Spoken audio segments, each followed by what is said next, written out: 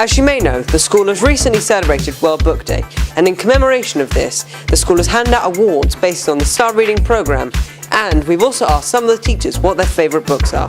If I was stranded on a desert island, the one book that I would take with me would be A Piece of Cake by Cupcake Brown.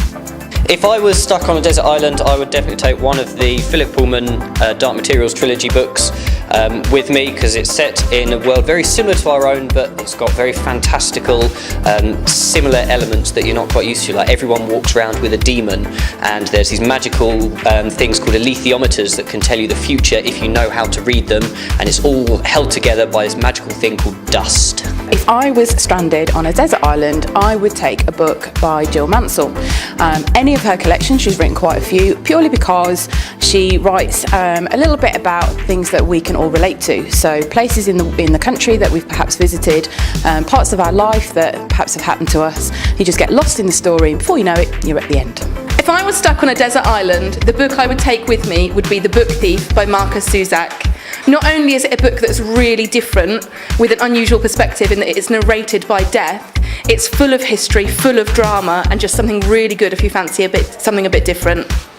If I was stuck on a desert island with Miss Andrews, of course, and a book, that book would be SEO Trot by Roald Dahl, because it's my favourite since I was little. You still are?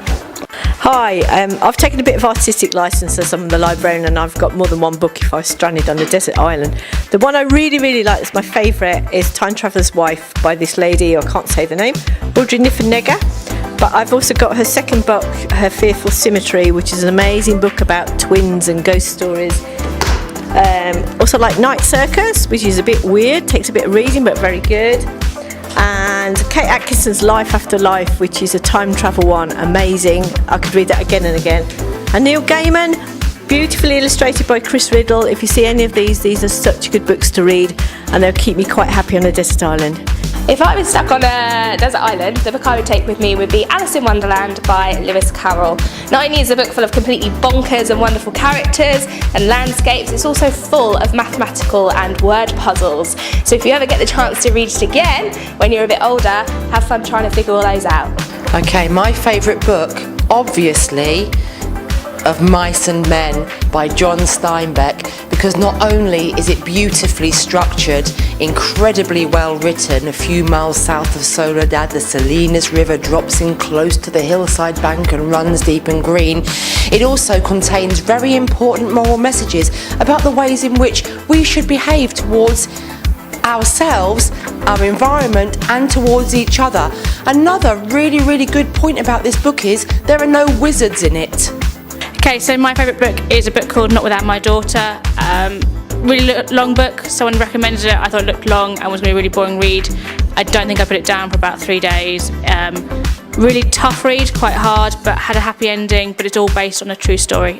If I was stuck on a desert island, the book that I would take would be Gone with the Wind by Margaret Mitchell, because everybody needs some romance in their life. Favourite books part 2, The Dictionary and the Thesaurus. Sometimes it's because people think I've swallowed these, but if I could eat words, these books would be delicious. I love Macbeth. It's full of murder and mayhem and witches and ghosts and the dark side, which I absolutely adore.